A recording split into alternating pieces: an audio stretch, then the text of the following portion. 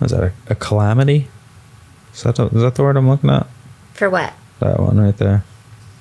Yes, calamity. Okay. I don't even know what that means. A disaster. Oh, okay. Well, then, Carly. Jay. What were you doing? I'm looking up. Clerks II? Yeah. Because Clerks II is a calamity. What does a calamity mean? Well, now I'm worried that I'm wrong. Oh, Google. But I'm not. I don't think so. I also looked up canonic. I can't even say it, but that's the word.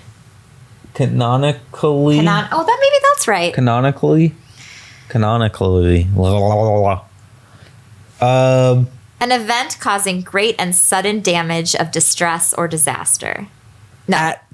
At Dante and Randal's shops, send them looking for new horizons, but they ultimately settle at the fast food empire that is Mooby's. And today we are continuing our trilogy, the Clerks trilogy talk.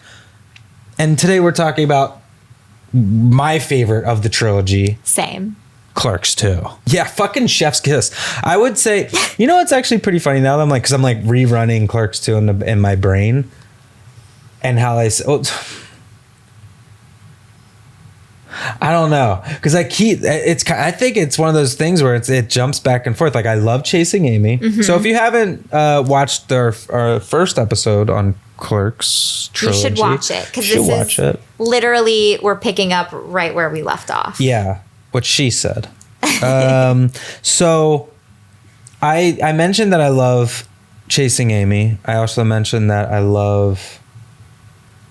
Was that it that I said that I loved? Chasing Amy, Clerks II. You like Mallrats. I love Mallrats, but I love all of his movies. But I like, because there is times when I think the last time that I did watch Clerks II front to back, I was like, this has to maybe be his best movie. It's so good and stupid and funny, and it just, I don't know.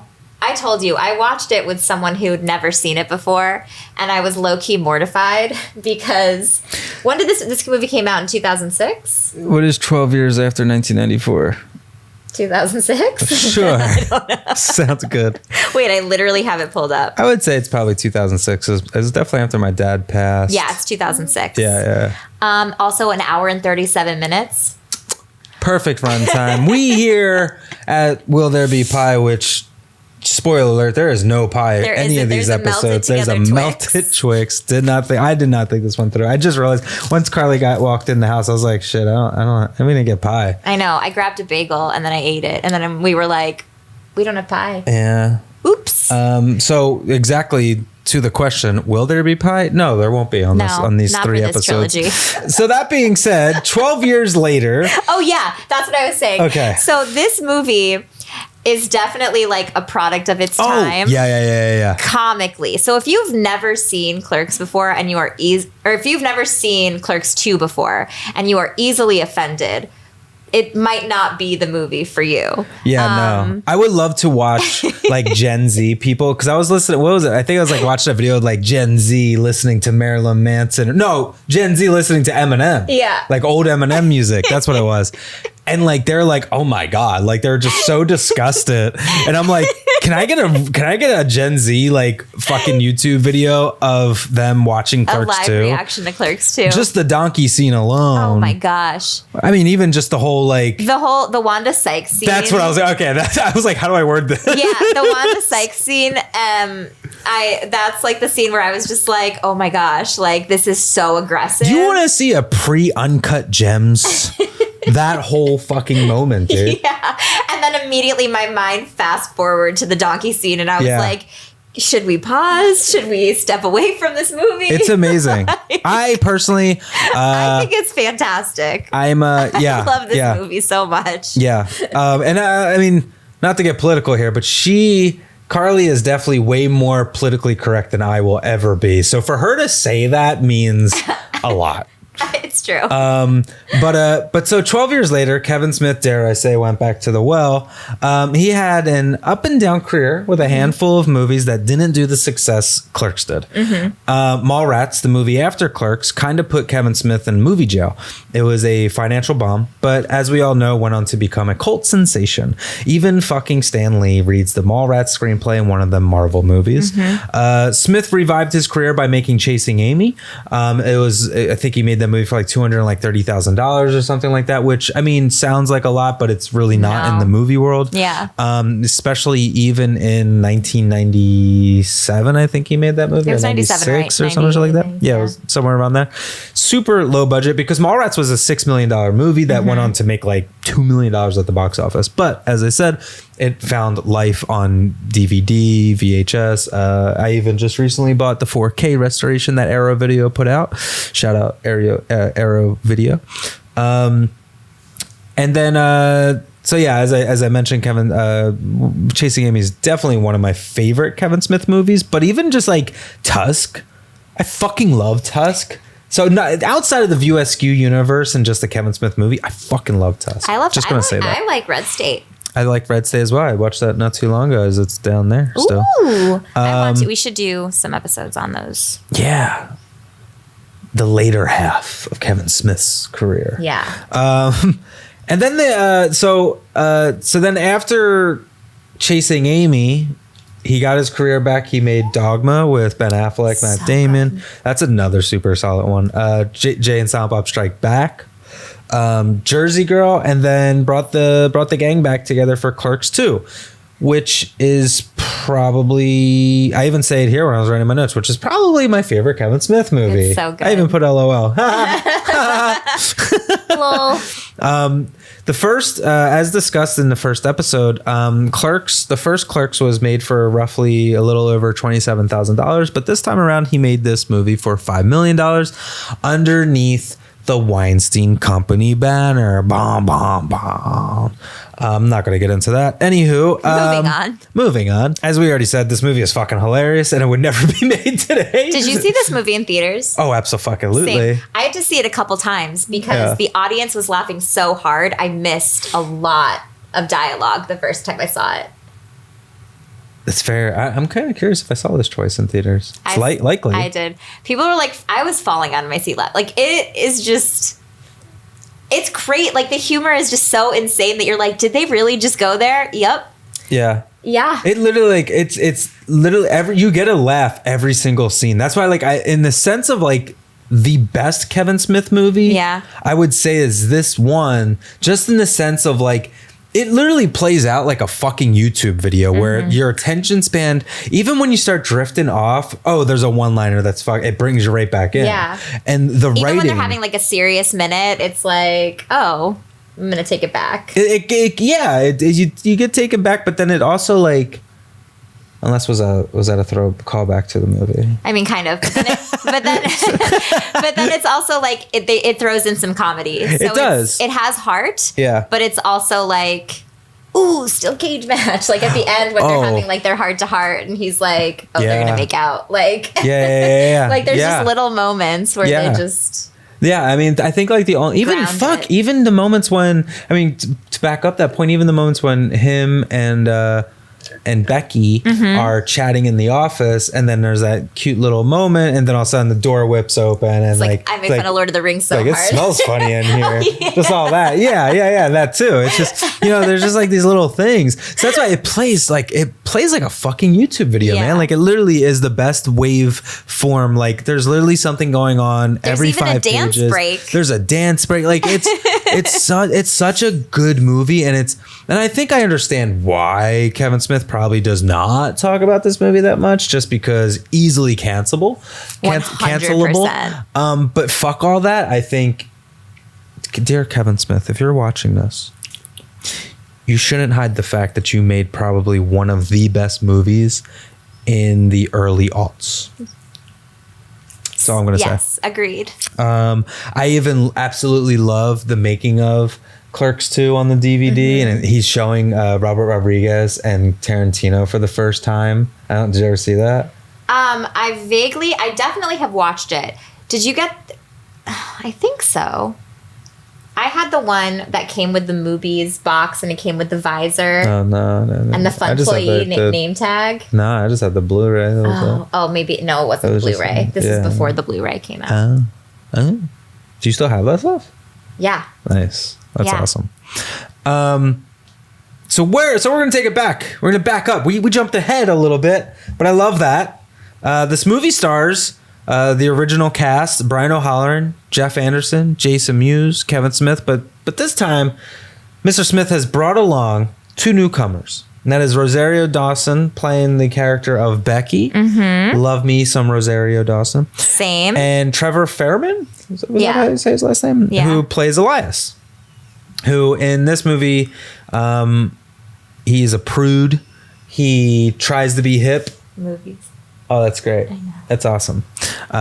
For you listeners out there, Carly just showed me her Mooby's visor. My Mooby's visor. And so Mooby's comes from the movie Dogma. Mm-hmm. That was the first time that Mooby's was introduced, and Mooby's is a Burger King, McDonald's-esque type of, yeah.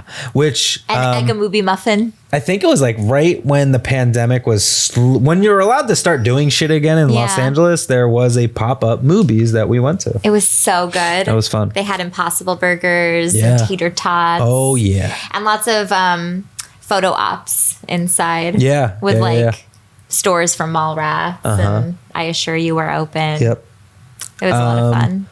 This movie was not shot in New Jersey, but instead California, taking up the location of Mooby's. I mean, the exterior shots in Clerks, well, the whole lake part when it dives into the quick stop and stuff, those were obviously shot at what's it called? But yeah. So originally, Matt Damon was supposed to play the role of Lance Dowles. However, Damon was also filming The Good Shepherd at the same time and couldn't make it. So Jason Lee took over the role during a day off from his show, My Name is Earl. Pickle fucker. Oh, man, this burger and Coke taste like flies and piss, doesn't it?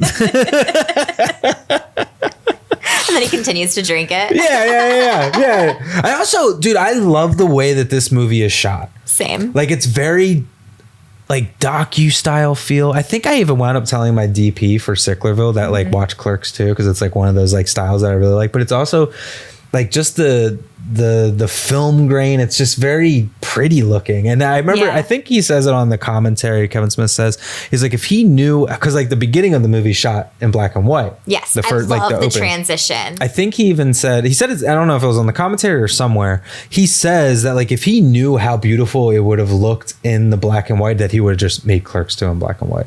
I'm glad that he didn't. Same. Because I think that the brightness adds, I don't know, like a little bit more personality to it. Totally. Like it distinguishes Clerks from the world of Clerks II. So Kevin Smith and Jason Mewes. So Jason Mewes, there's history there. He was a heroin addict. He was an alcoholic.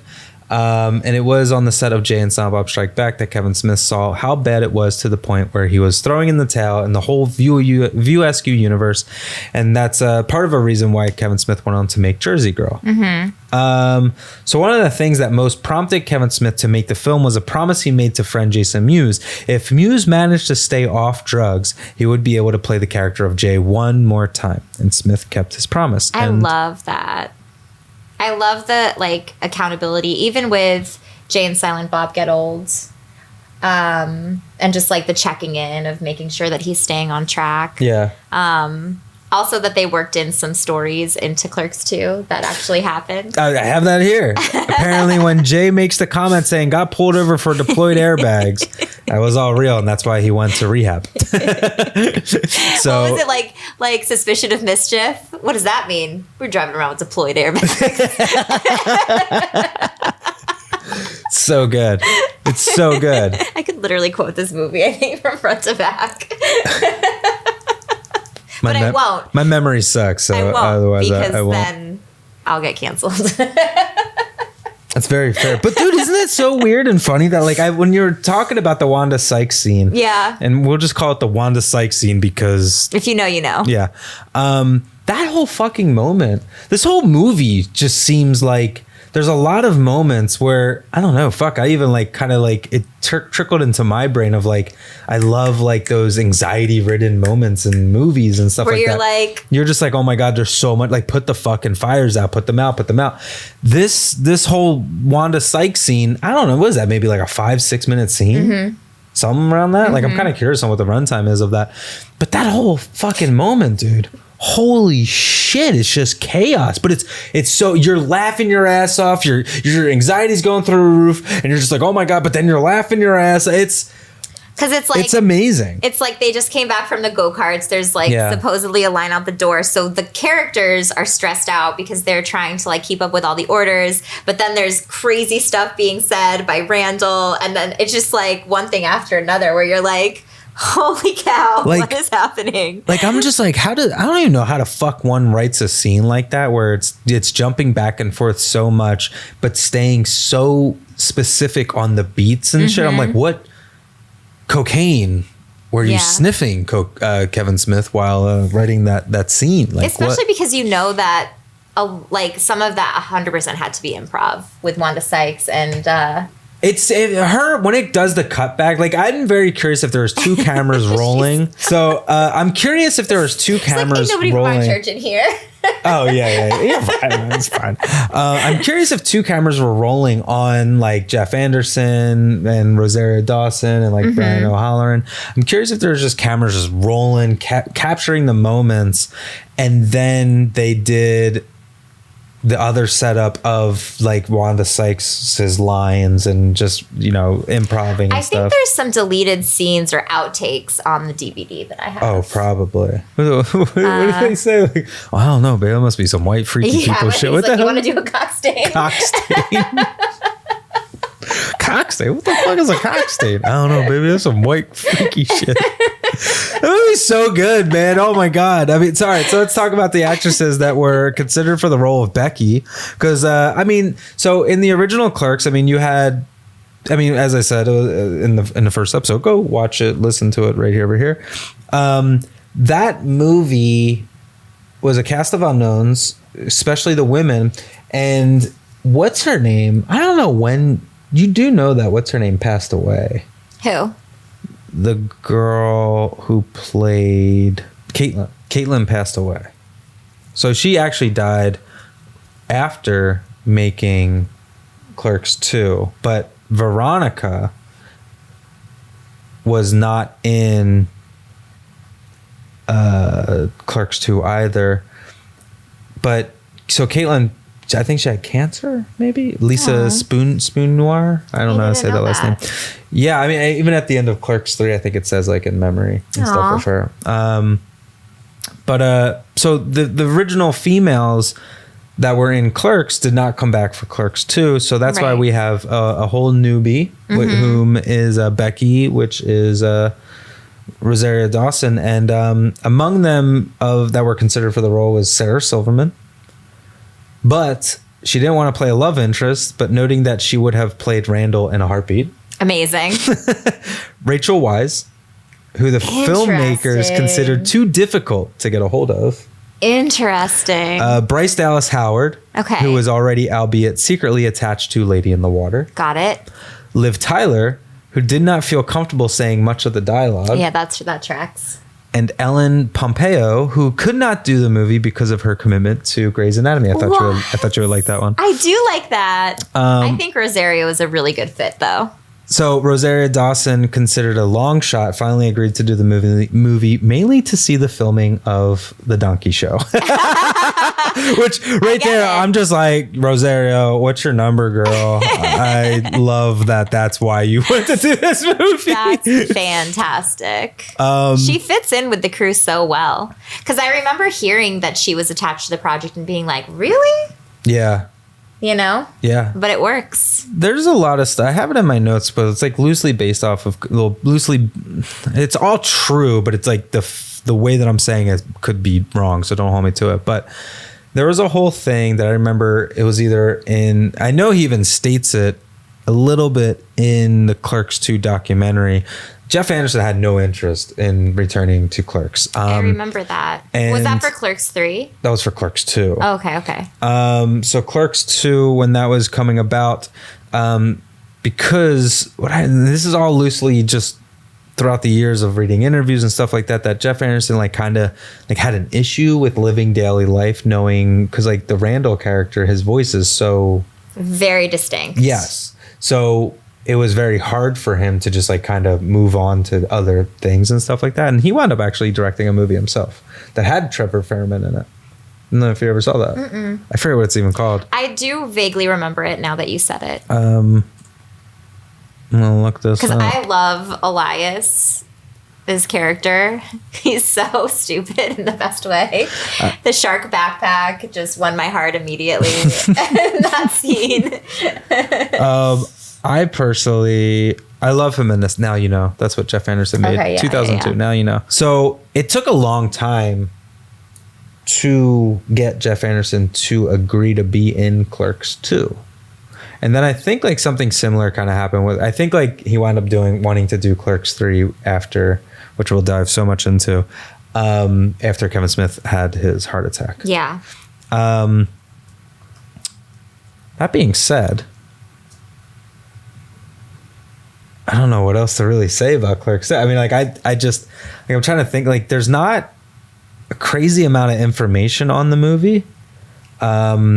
Just standard, like, I mean, the movie did well for Kevin Smith when it did come out. I think like off of a $5 million budget, it made like over, it was like maybe 30 million or something like that. But like for Kevin Smith, like, no, I do remember like, both times I saw it in theaters. I saw it with like maybe not full houses, but like there weren't a lot of empty seats both times.